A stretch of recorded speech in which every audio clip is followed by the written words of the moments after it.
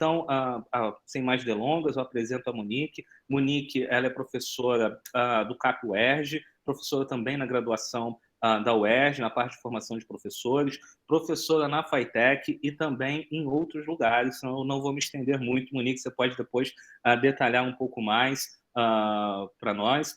Conheci justamente nesse processo de formação, conversamos, tem muito interesse nessa área não apenas de formação de professores de ciências, mas também na parte da história. Ela falou vários pontos para mim, passo a palavra para ela, mas e aí eu entro também nessa proposta que eu fiz ao final, em que se na aula que vem, se nós pudéssemos propor algo para esse ensino básico, um planejamento, um evento, nem que seja mínimo, nem que seja uma coisa de 30 minutos, e pensar nisso. Temos um licenciando de História, por exemplo, no nosso grupo, não sei se ele entrou aqui, Yuri, que ele está trabalhando as possibilidades de ver a ciência no Brasil colonial, por exemplo. E aí isso casaria justamente com a parte de química, justamente com a questão econômica também do colonial.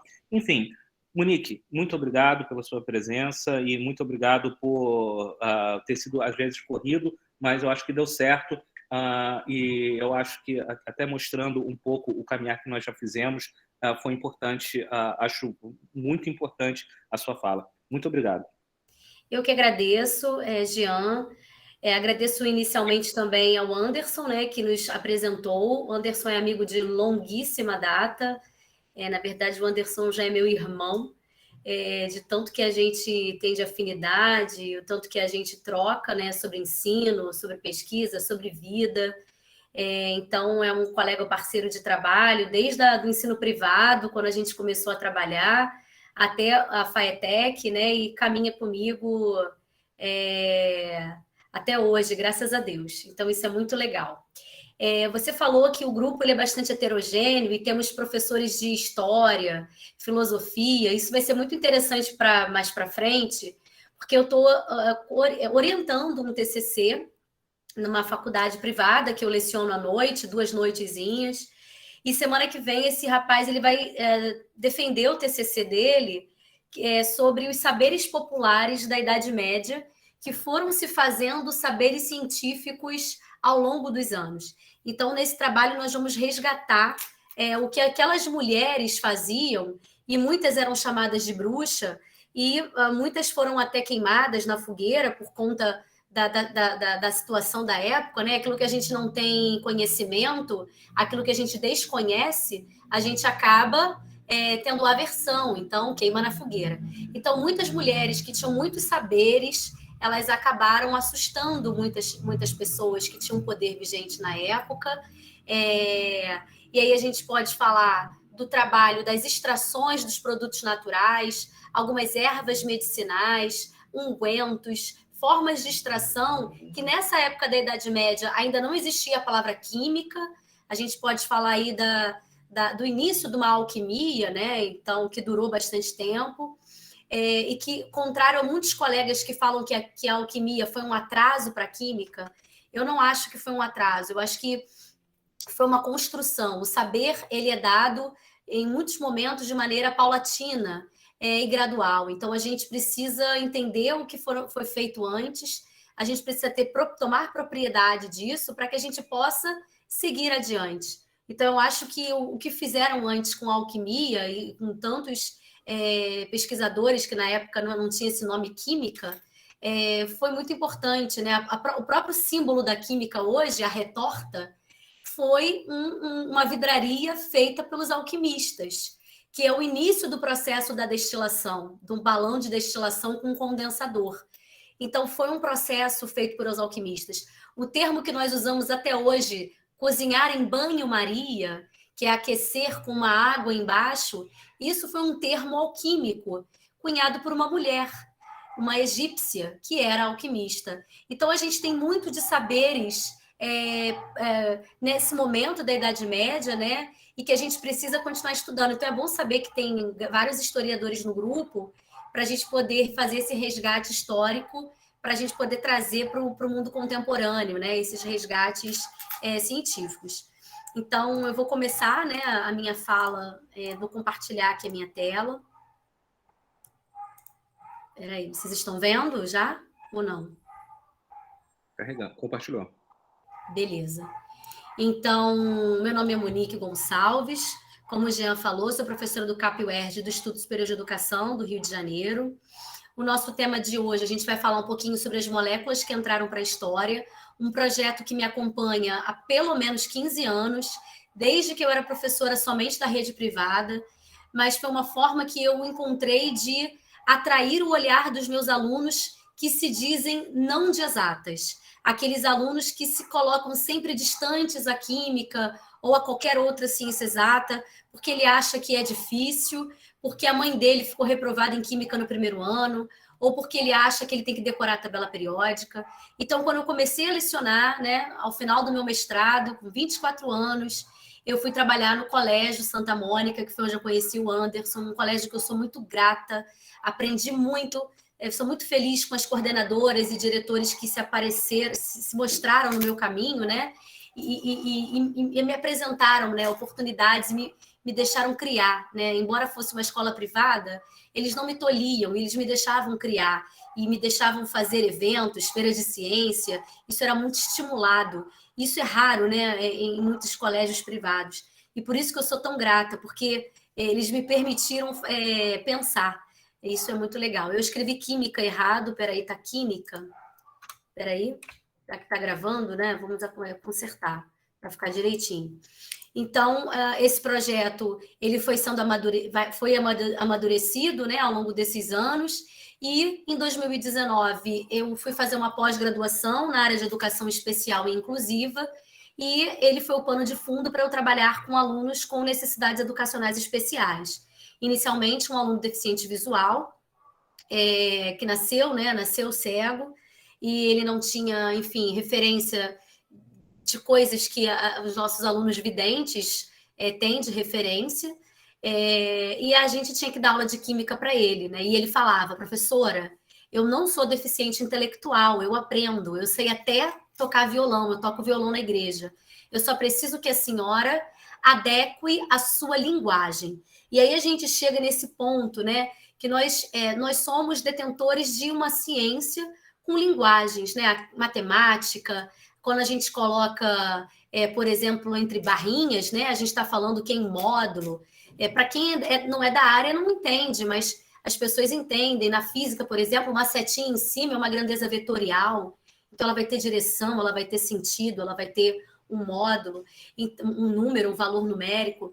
Então, nós somos detentores de uma linguagem e a gente precisa popularizar essa linguagem no ensino da matemática, da química, da física, sobretudo na educação básica, para a gente poder atrair o olhar dos nossos alunos, né?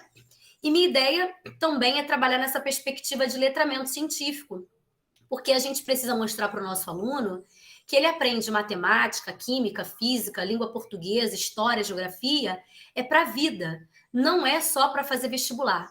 Porque o vestibular é importantíssimo, né? Todos nós sabemos, a gente precisa ser avaliado, fomos todos nós, mas eu não aprendi matemática para passar no vestibular, eu a uso até hoje.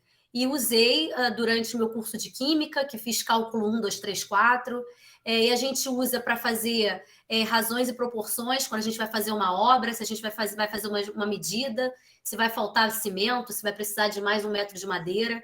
Então, a gente precisa de noções da matemática para a vida. Então, assim, defendo as noções e letramento científico de química para a vida também, e não apenas para fazer a prova do vestibular, porque senão o nosso discurso fica muito raso, né? Bom, como formação eu sou química com atribuições tecnológicas pelo Instituto de Química do FRJ. Lá também fiz a licenciatura em Química, fiz a pós-graduação em Educação Especial Inclusiva, essa eu terminei recentemente, em 2019, e sou mestre em Química Orgânica na área de síntese orgânica, também lá no Instituto de Química da UFRJ. Estou aí como doutoranda, essa pandemia me deixou bastante atrasada, e vamos ver o que vai acontecer com esse doutorado. Sou docente lá no Instituto de Educação desde 2015, foi quando eu reencontrei o Anderson, ele já estava lá, um colégio que eu tenho, assim, um grande carinho pela história, né, pelo que ele representa, é um colégio voltado para a formação de profissionais da educação superior, educação básica, desde a educação infantil até o técnico, então é um colégio, assim, plural, né, um colégio com muitas possibilidades. E ela é mantida pela FAETEC, né?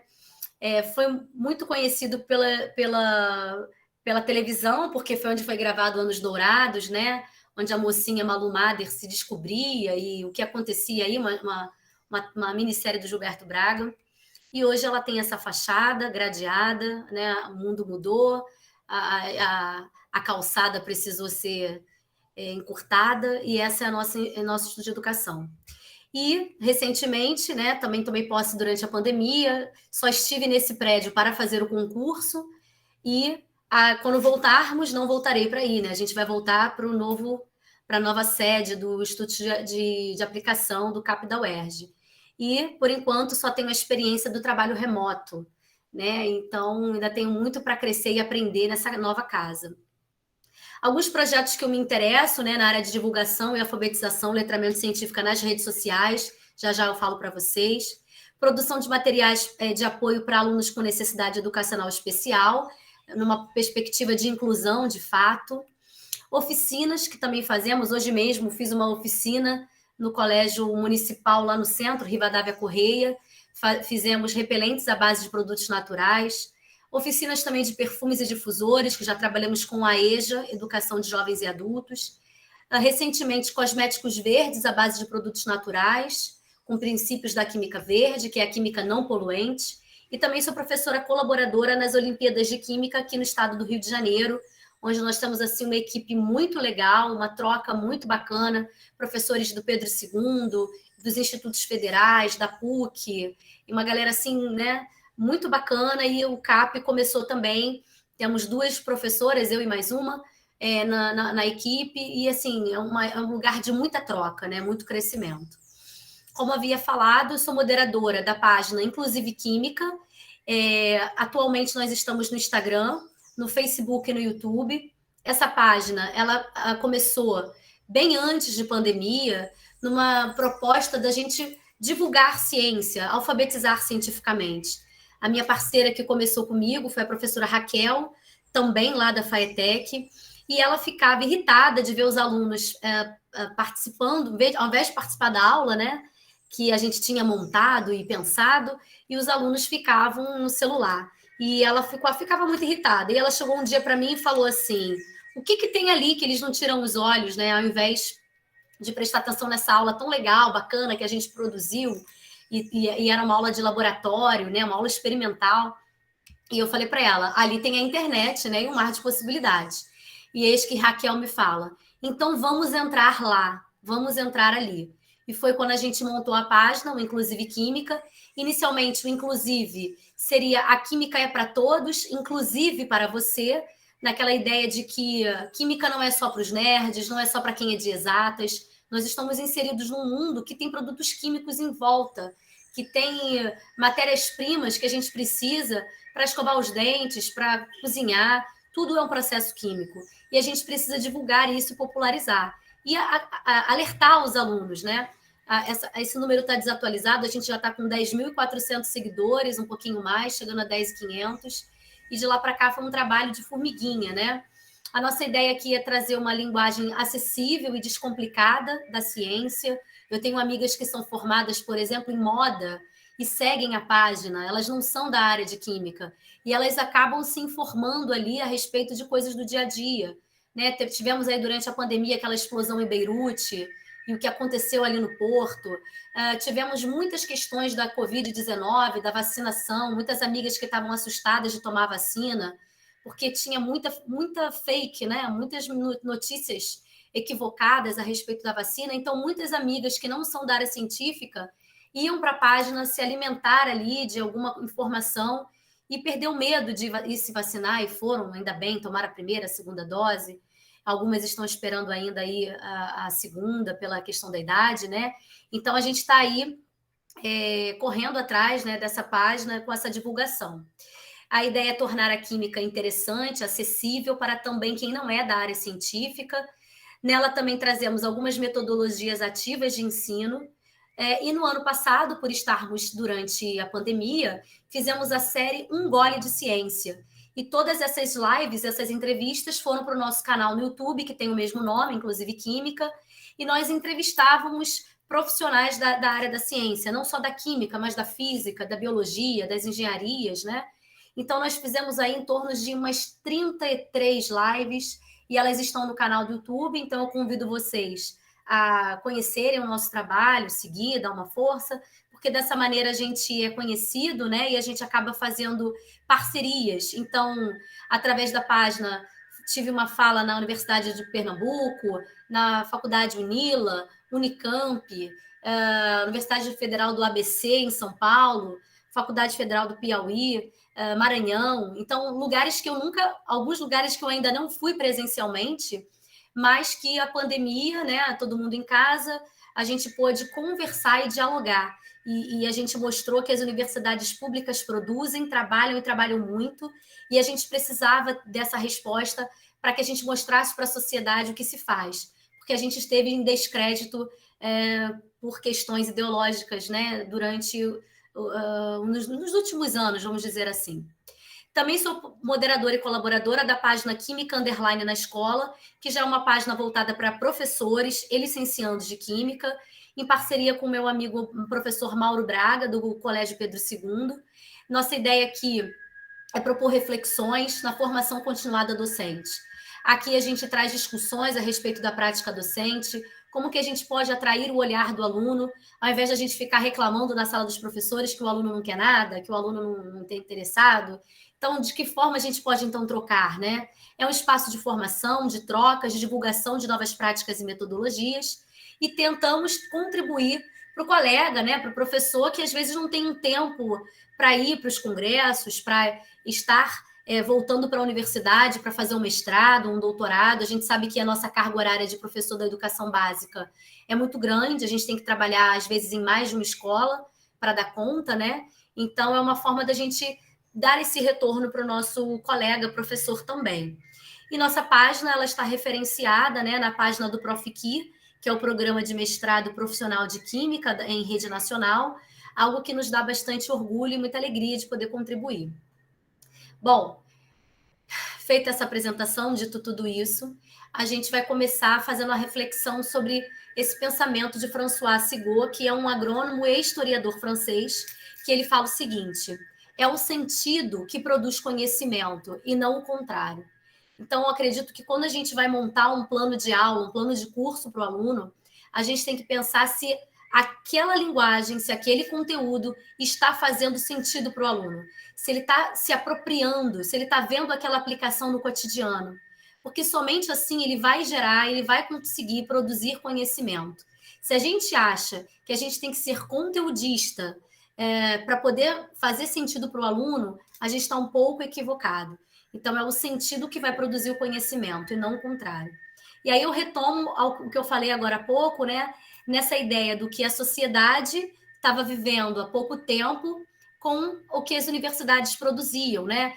Fomos questionados de fazermos balbúrdias nas universidades, de não produzirmos material, o que fazem os alunos com as bolsas de projetos, para que tanta bolsa?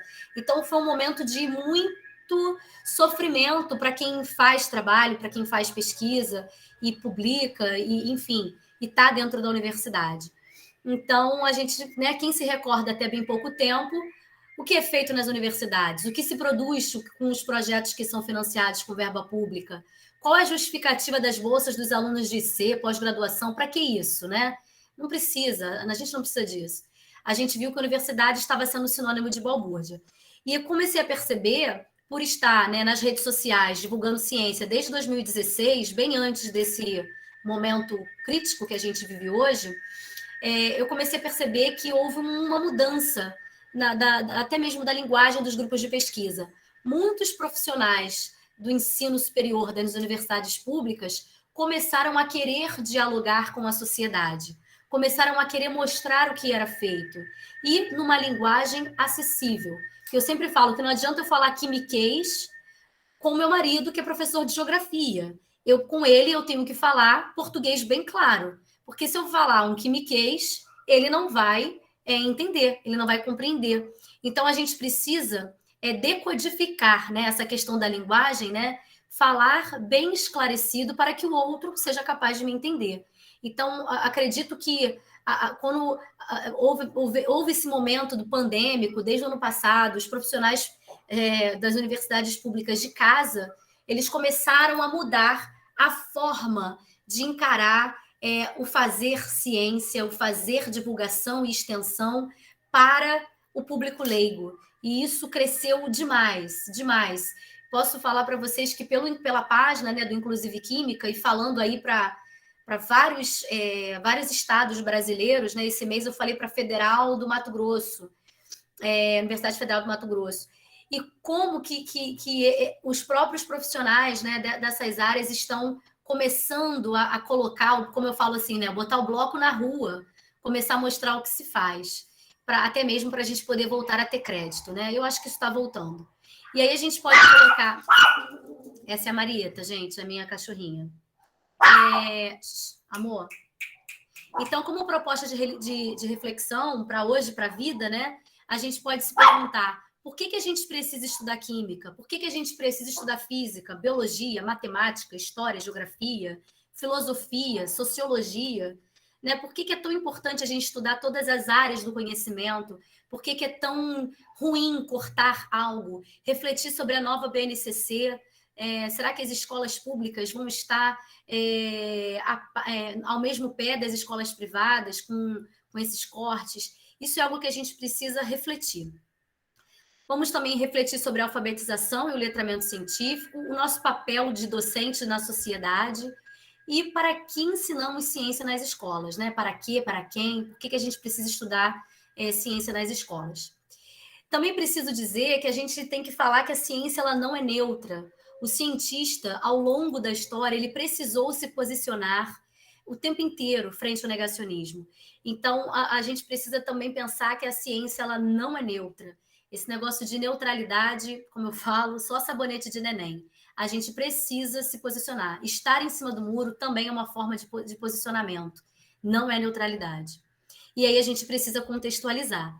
E eu começo a minha contextualização com o início da minha caminhada, que foi o início do meu magistério em 2007, quando tudo começou.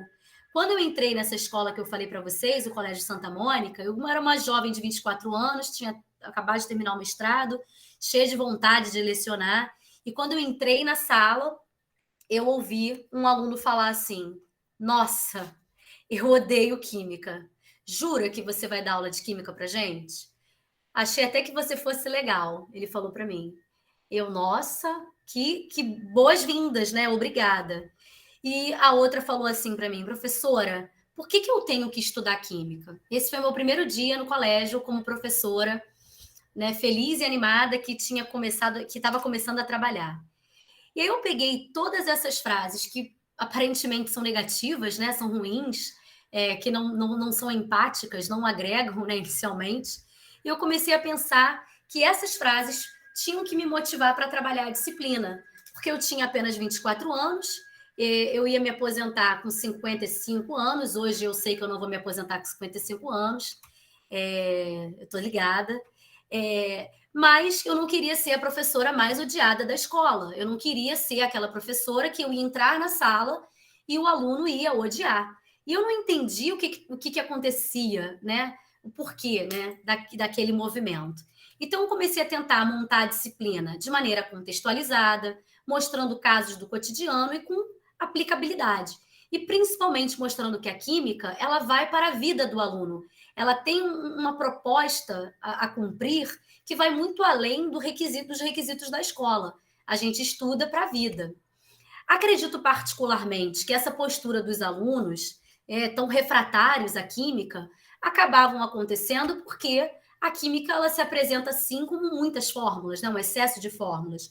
E o professor de química, ele é capaz de falar todas as regras, tudo o que vai acontecer, o aluno memoriza e depois ele fala que tem as exceções. Então, a química é uma ciência repleta de exceções. né? Então, a gente fala da teoria do octeto, que é a teoria que um átomo tem que ter 8 elétrons na última camada, na camada de valência, porém o boro faz sexteto, o fósforo e o enxofre expandem o octeto, e aí o aluno tem que memorizar. Isso acaba fazendo com que o aluno corra da área da química. Então, a gente já tem isso aí contra nós. E pensando em que é o sentido que produz o conhecimento e não o contrário, a proposta para o ensino de química, na minha visão, ela precisa ser contextualizada.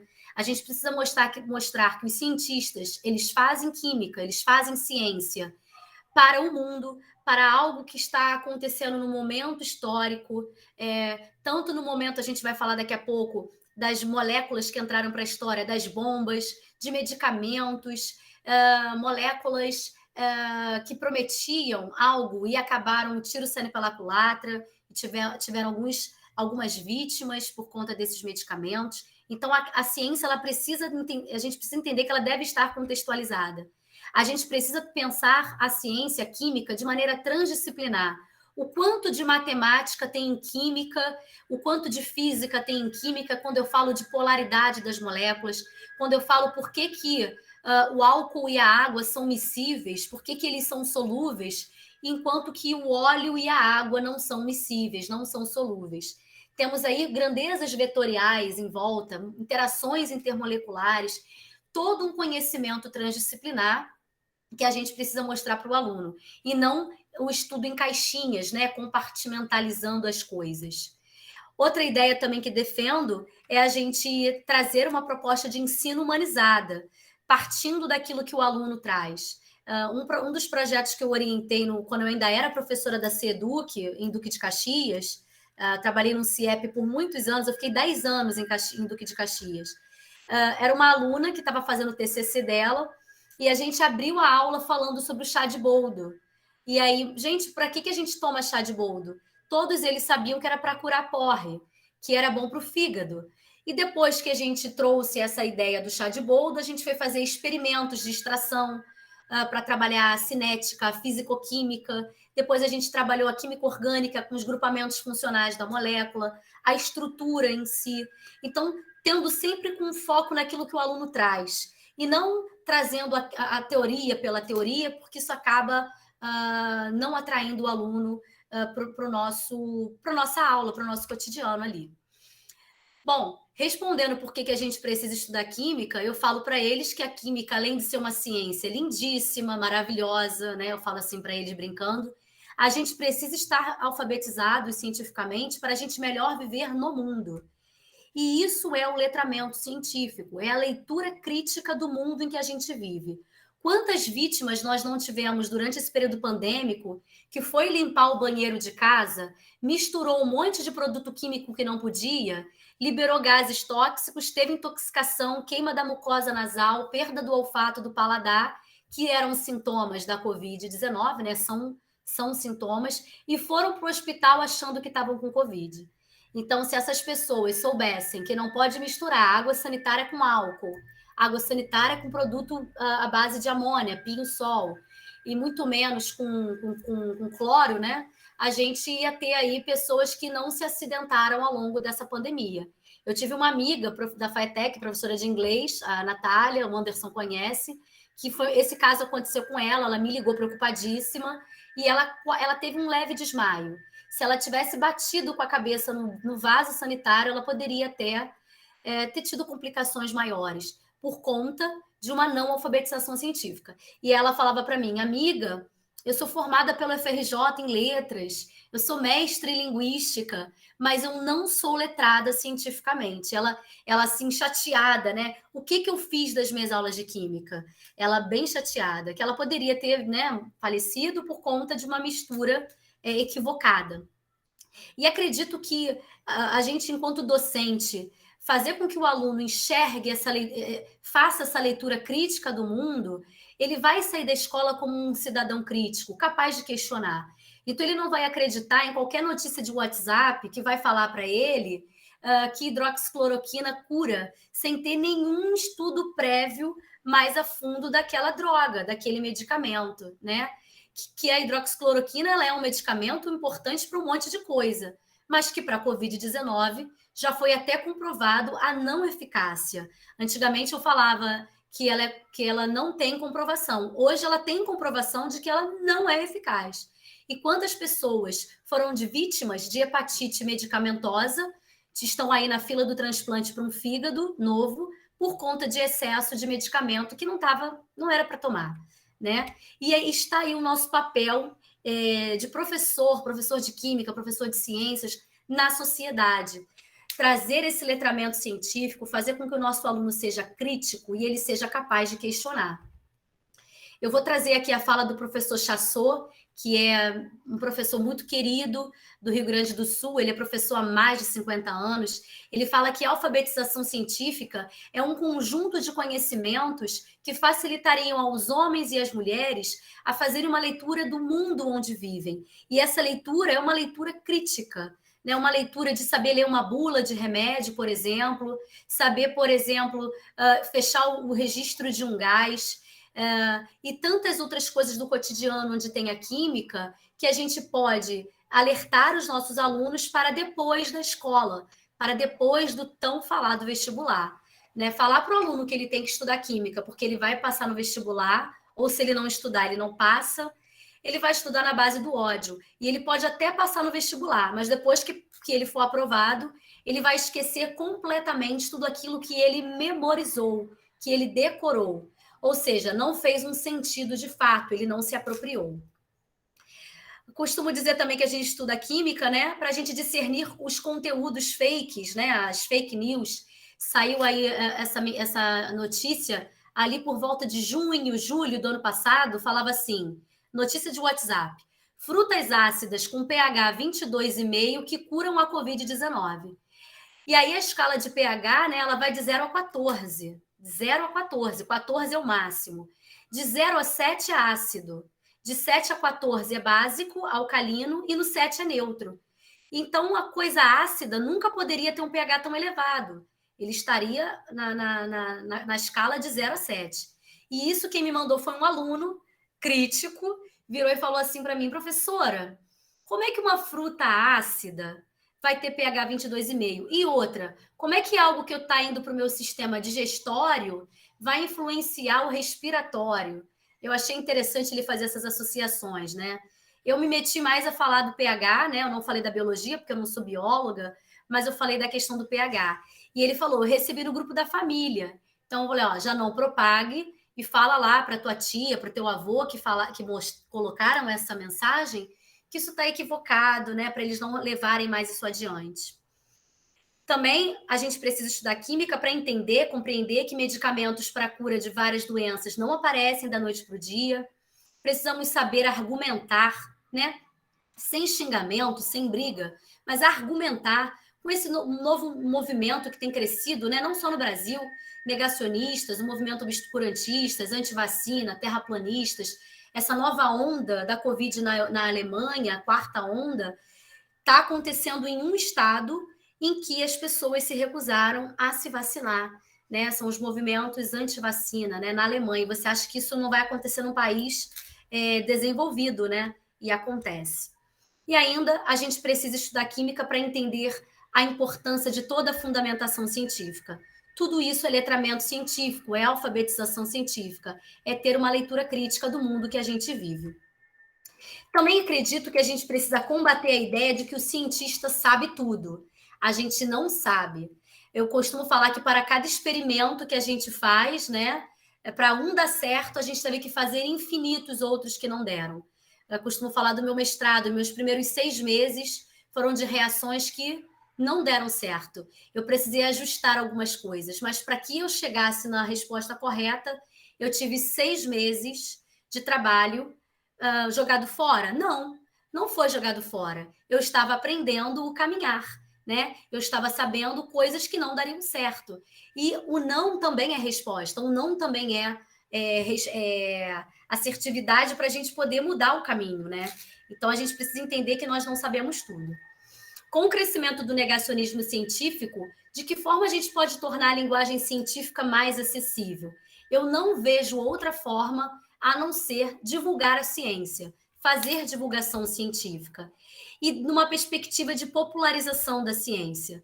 Atividades que buscam fazer a difusão do conhecimento científico para os públicos não especializados, porque são essas pessoas, que é a grande maioria, que vai ou não propagar as notícias equivocadas. E aí está a importância de se saber dialogar com a sociedade. O professor, o pesquisador, ele precisa descer do salto, né? Descer um pouco aí alguns degraus para poder dialogar com a sociedade, deixar de falar para os seus pares, que é fácil falar para os seus, né? No quimiquês, como eu digo, e trazer uma linguagem acessível. Isso é muito importante. Para isso, né? Somente assim, através do diálogo, não através do grito, não através do xingamento, a gente vai conseguir combater as fake news. Acredito que assim a gente consiga alcançar diferentes públicos, porque vai começar a gerar curiosidade. A gente pode estimular as novas gerações, as crianças, né, a serem novos cientistas. A gente acaba aproximando a ciência da sociedade. A sociedade acaba se interessando pelo que a universidade produz. E essa aproximação se dá através de infinitos projetos de extensão que as universidades fazem, que são projetos que aproximam a universidade da comunidade, e acaba validando o nosso trabalho também na universidade e o retorno, de uma certa forma, para todos, né? O retorno para a sociedade. Como eu sempre começo a falar, conhecimento é poder e informação é tudo. Então, se a gente tem uma sociedade informada, com conhecimento, a gente tem uma sociedade em crescimento, em expansão.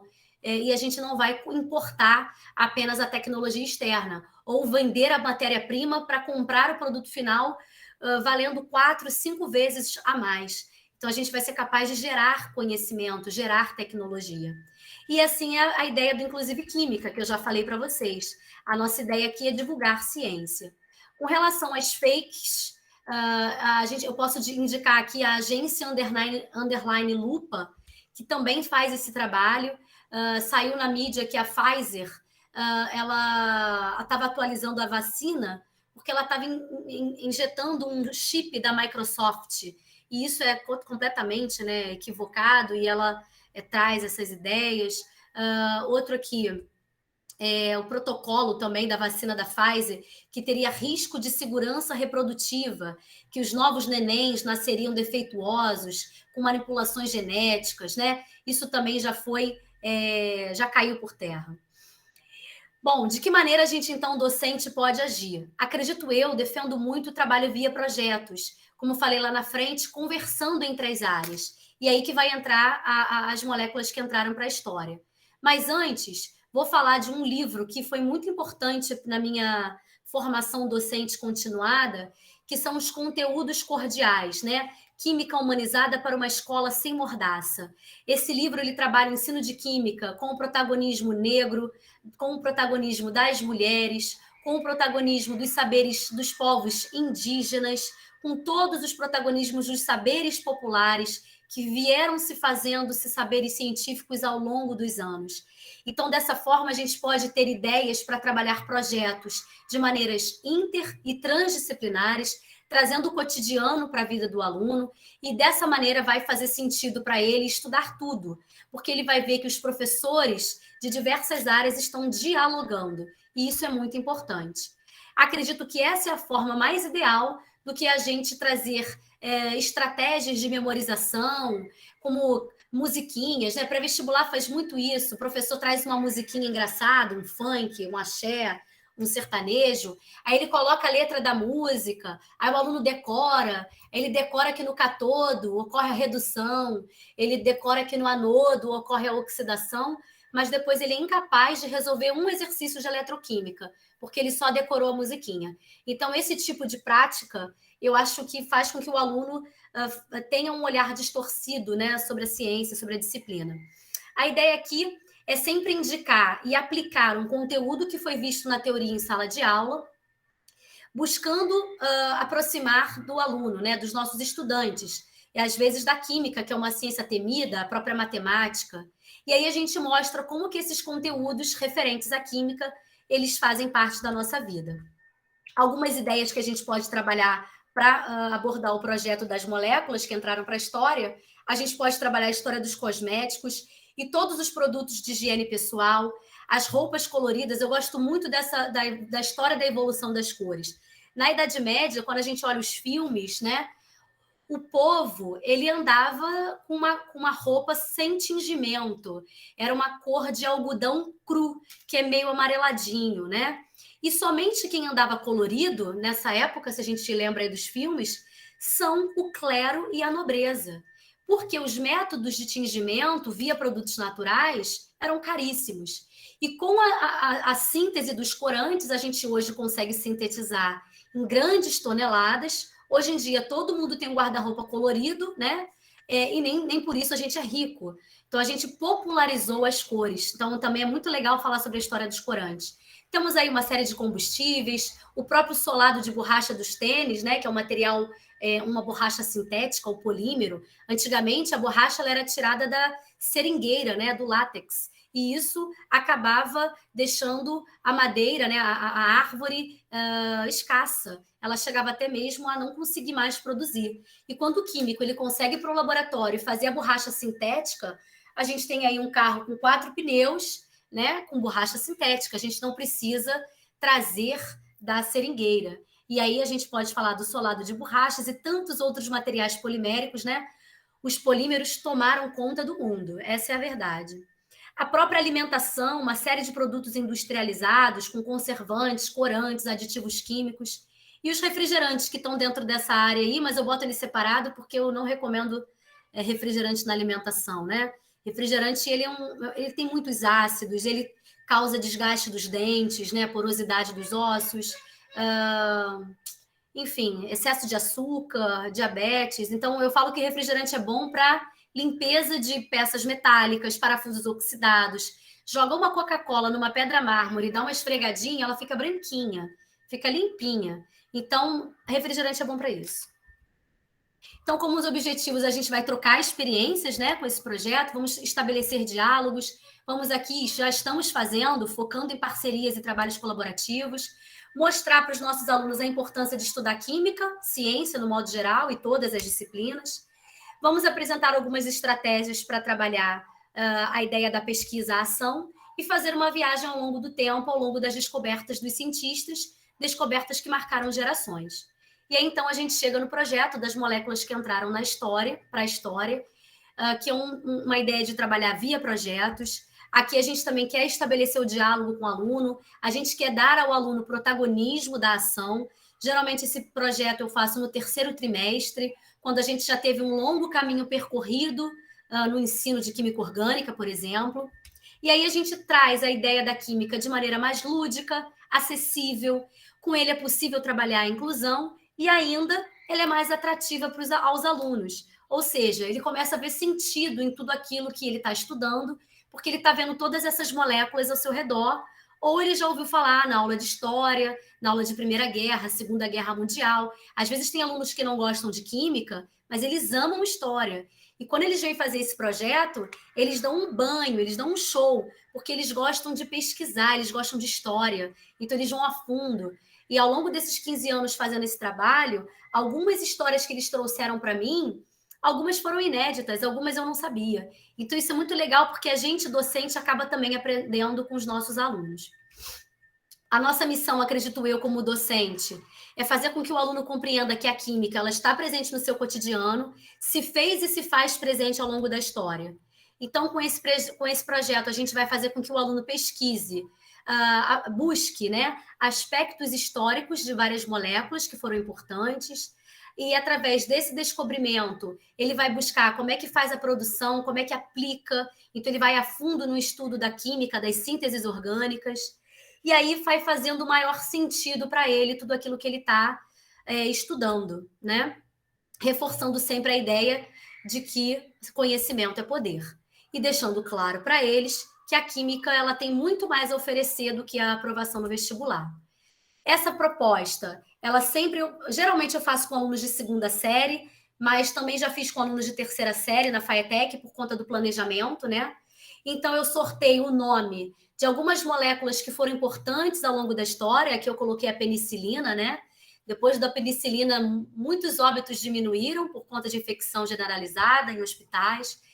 Eu deixo eles se dividirem, eu não costumo dividir, não, em integrantes, 5 a 6 integrantes, e eles vão construir estruturas químicas com material de baixo custo, isso é importante, material reciclável.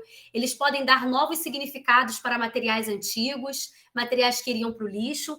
Isso na Faetec a gente fez, foi muito legal, porque eles são extremamente criativos lá na Faetec, e eles estão acostumados a trabalhar na escassez, né? Com pouco. Então, até mesmo a tampinha do iogurte que eles ganhavam no lanche, aquela parte metálica, até aquilo eles usaram para fazer o projeto da tabela periódica, que nós fizemos em 2019, quando a tabela periódica estava fazendo 150 anos. Não vou falar desse projeto hoje, mas a ideia do reciclar, né, de fazer nova utilização para os materiais que iriam para o lixo. E esses alunos, eles precisam respeitar a geometria da molécula. Ou seja, assim como na matemática, vocês têm a geometria descritiva, né?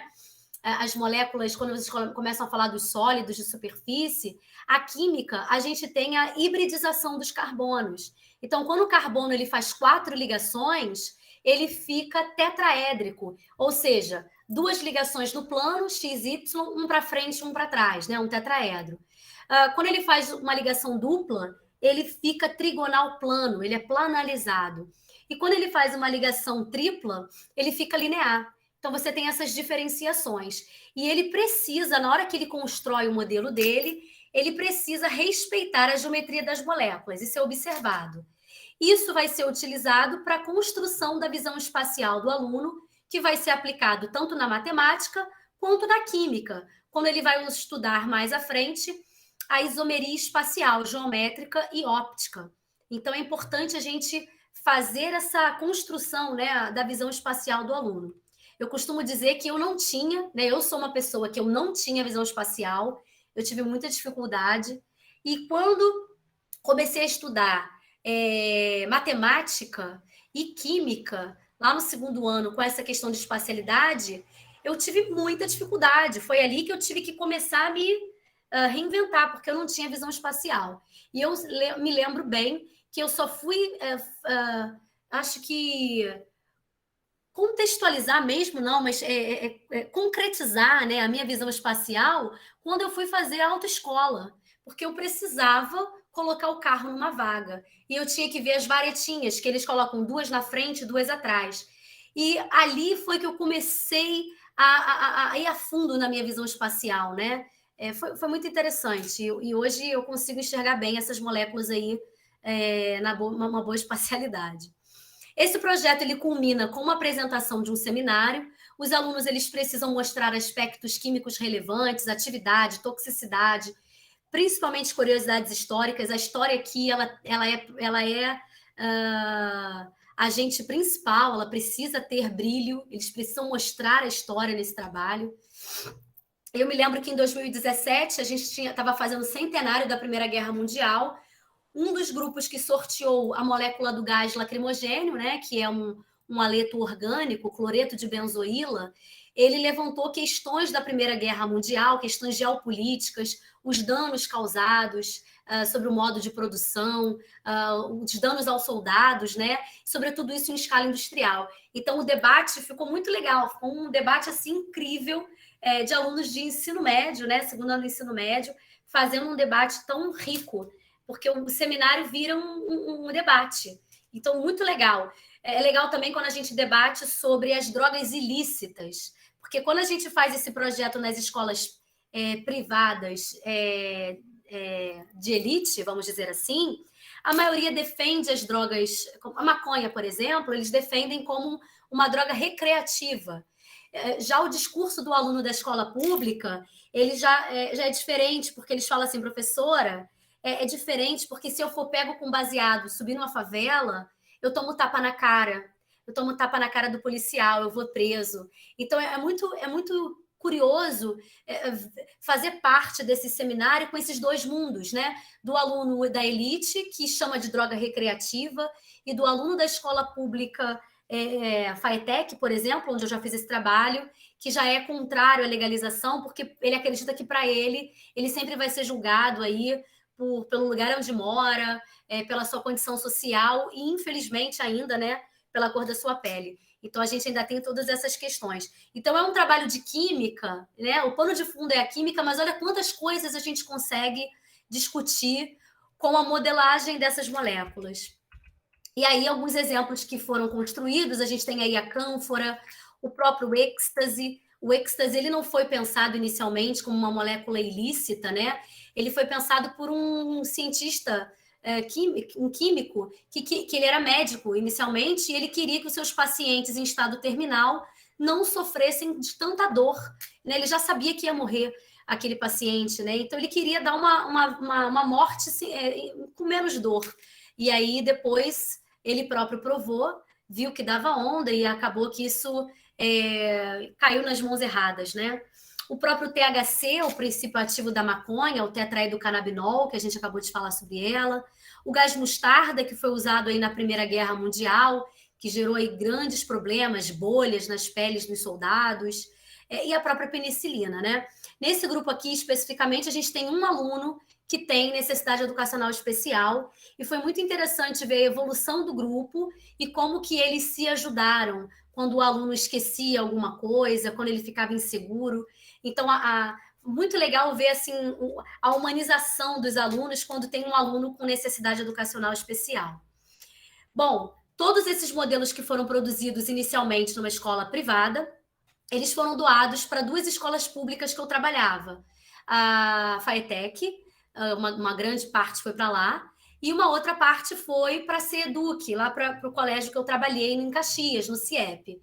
E esse material serviu de recurso para trabalhar não apenas com um aluno, né? Mas toda a turma, que foi muito interessante. Inicialmente eu levei para trabalhar com um aluno com necessidade especial, que era um aluno deficiente visual, e quando eu mostrava para ele o modelo, a gente falava que ele via através do tato, né? Ele ia tateando e ele ia classificando a cadeia, ele ia vendo os grupamentos funcionais, e assim a gente conseguiu dar aula de química orgânica para esse aluno de 3º ano.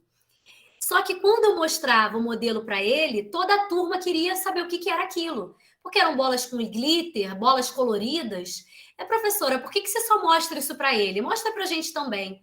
Então, eu comecei a perceber que uma ação que inicialmente eu levei para a escola para trabalhar com aluno deficiente visual, todos os alunos queriam ter acesso. Então, a gente mostra que a ação ela é inclusiva de fato quando um único modelo gera curiosidade e traz interesse para todos, né? E mais ainda, o aluno que não conseguia enxergar, ele conseguia tatear e entender o que eu estava falando, o que estava escrito no quadro. Esse aqui é o aluno deficiente visual, tateando, aqui uma das primeiras aulas, a gente estava trabalhando valência, né, a tetravalência do carbono.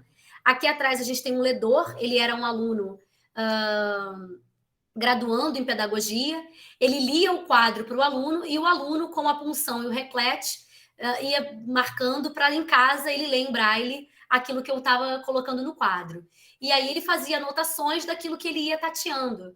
Então foi muito interessante trabalhar com esse rapaz. Para mim foi muito gratificante, porque primeiro foi um desafio. Eu nunca tinha trabalhado com um aluno deficiente visual. Percebi também que a química orgânica no ensino médio, ela é muito desenhada, ela é muito quadro. E os meus quadros, eles eram muito coloridos, muito cheios de desenhos. E eu comecei a perceber que aquele quadro super colorido, para esse aluno, não fazia o menor sentido.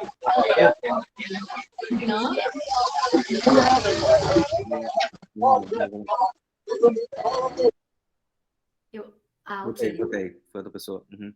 Não, achei que tivesse meu final, mas eu já estou acabando mesmo. Não, tranquilo.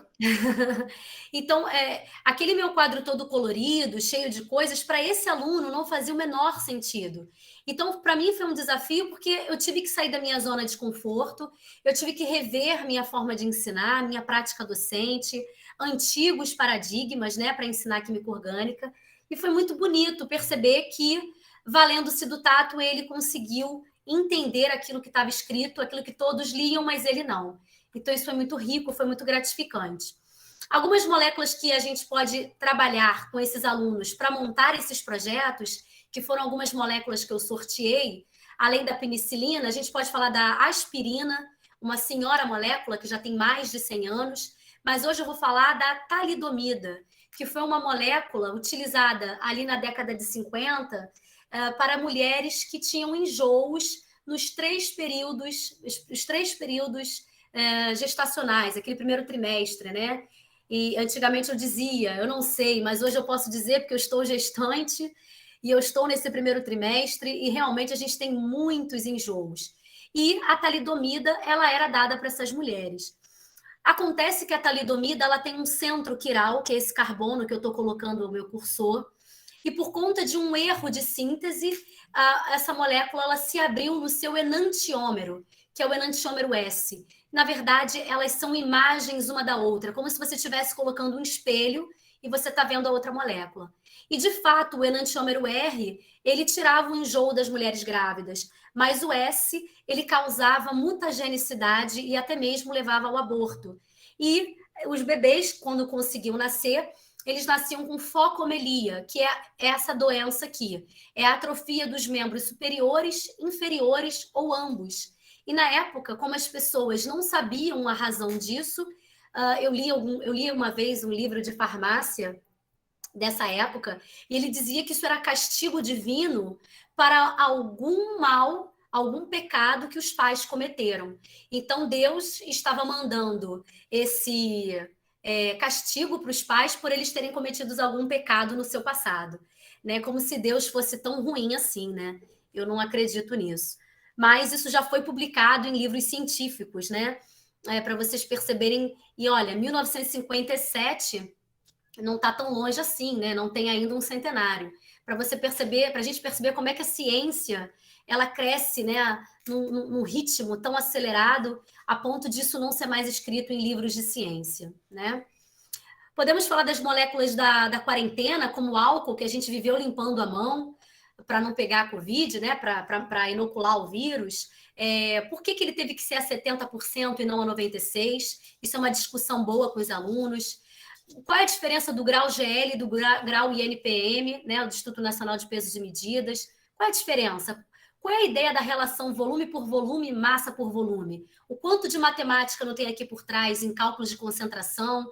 Né? Tem muito de química e matemática aqui. E ainda, né, aquilo que a gente já falou hoje, se a gente pode sair misturando as coisas. Então, já vou dizer para vocês, água sanitária não se mistura com nada. Se você estiver trabalhando com água sanitária na tua casa, limpe apenas com ela. Não misture com pinho-sol, nem com vinagre, nem com álcool, porque as misturas são ruins.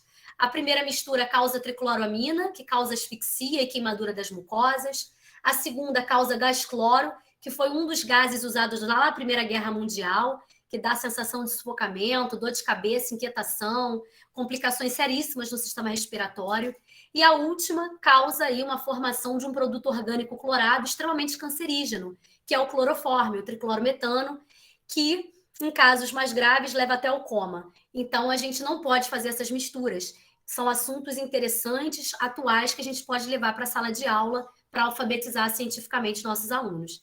Em termos de arma de guerra, como falei, além do gás cloro e do gás fogênio, a gente tem o gás mostarda, que dava essas bolhas na pele, e o gás lacrimogênio, como eu já falei antes para vocês, que é o cloreto de benzoílo. Fazendo um pouquinho da evolução histórica, a gente pode falar das armas nucleares, né? Com as grandes descobertas sobre a estrutura do átomo, que ocorreram aí no início do século XX, e como que os próprios cientistas precisaram se posicionar, falando mais uma vez da não neutralidade da ciência. Einstein, ele era judeu, então ele precisou se exilar nos Estados Unidos para fugir das questões nazistas. Já o Heisenberg, ele contribuiu, né, para a construção da bomba atômica e foi um dos soldados científicos do exército de Hitler. Então, a gente mostra aí a não neutralidade do uso da ciência. E a gente pode concluir dizendo que essa atividade ela contribuiu para pensar a química dentro de um contexto histórico-social, com a ciência presente em diversos setores da sociedade, mostrando, sim, que a química ela foi responsável por muitos avanços da sociedade, como química medicinal e de fármacos, como tem feito aí. A gente tem as vacinas para provar. E ainda as ciências dos materiais, como as próteses médicas, aparatos tecnológicos que a gente usa. No entanto, a química, a ciência, ela também tem o seu lado obscuro.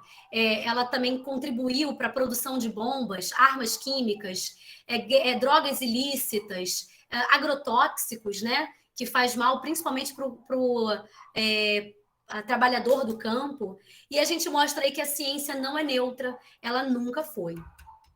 Essa atividade, ela fez com que o aluno assumisse um papel protagonista, né, na condução das suas pesquisas, e ainda foi uma atividade que, na época que eu desenvolvi, em 2017, num colégio privado que eu trabalho, o professor de matemática, ele estava dando matemática, geometria, né, a parte da geometria descritiva.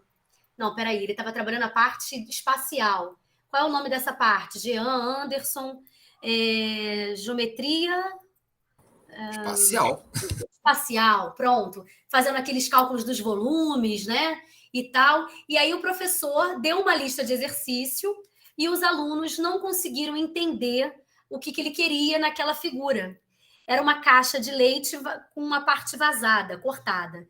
E aí um aluno falou para o outro assim: gente, essa caixa é furada igual as moléculas da Monique. Essa foi a fala do aluno, abre e fecha aspas.